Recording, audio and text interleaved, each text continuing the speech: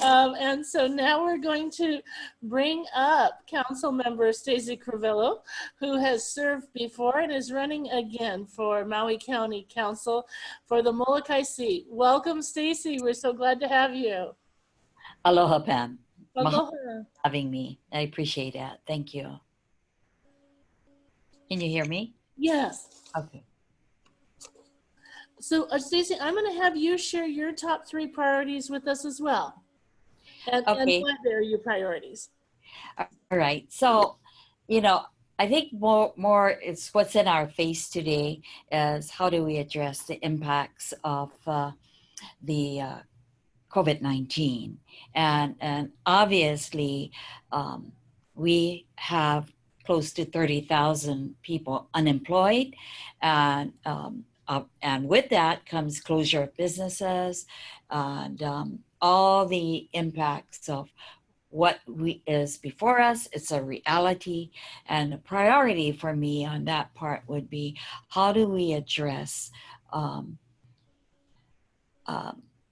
businesses that we can help to sustain and remain in business.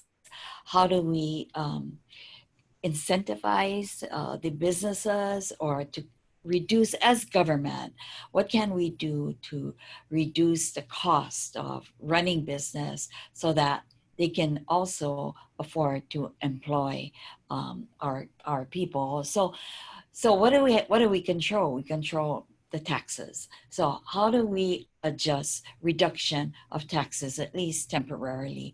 I've had a conversation with some people who run businesses on Maui, and it's just too costly.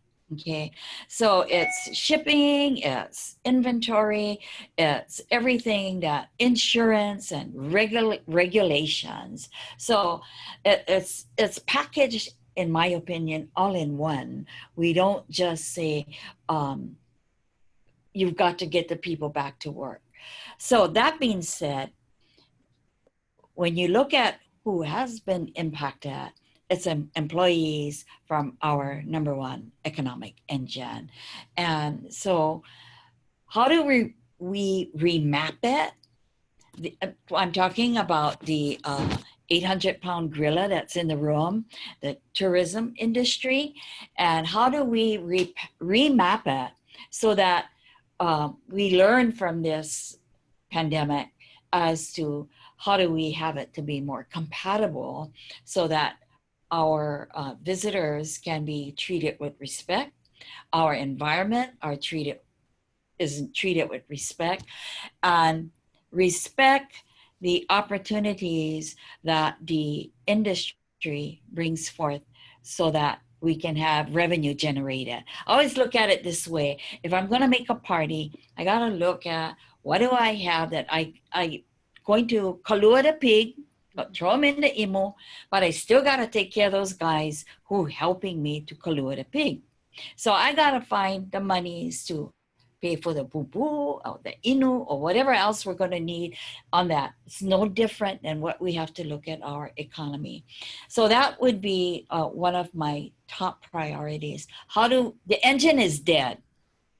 So in the old days, you kickstart your stick shift, and you get a whole bunch of people pushing your vehicle so you can kickstart it. It's no different than what we got to do today with the industry.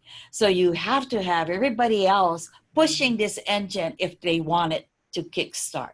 And then the other part too, as we talk about as policymakers, we have control in how we either control our expenses, because our revenues, if you look at it, what's going to happen long term as policymakers, how do you reduce tapping on our taxpayers who are unemployed?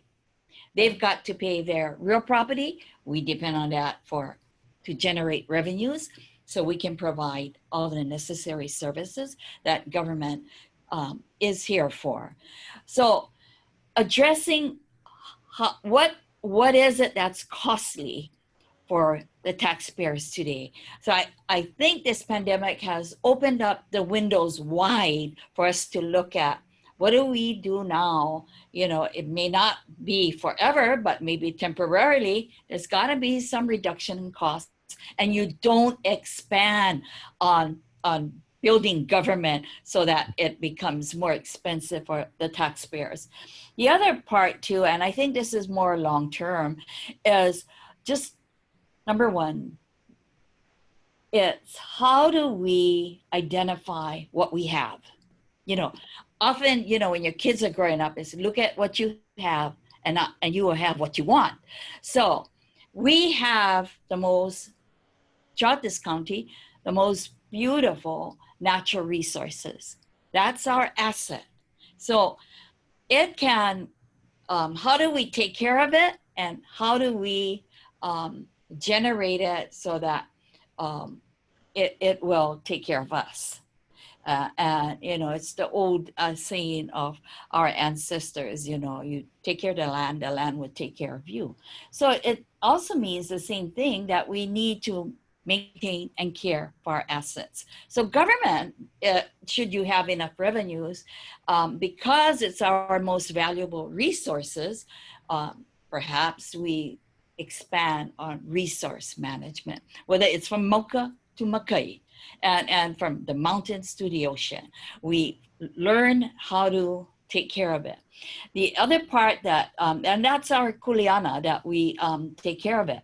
Then we support the businesses. That's relative to our natural resources that we can create. We create the compatible provisions for our visitors, if that's what the people want.